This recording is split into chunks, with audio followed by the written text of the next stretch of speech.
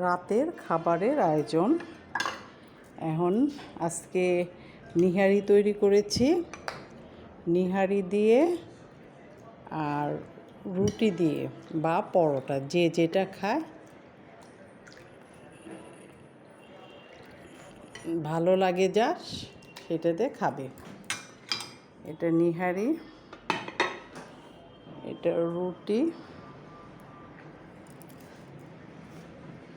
এটা পরোটা, যার যেটা ভালো লাগে। আম আছে, রাত্রে একটু দিনে আম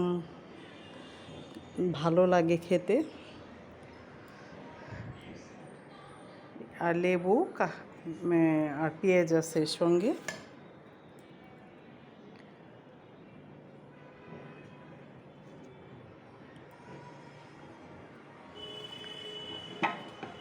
এটা হলো রাতের খাবার।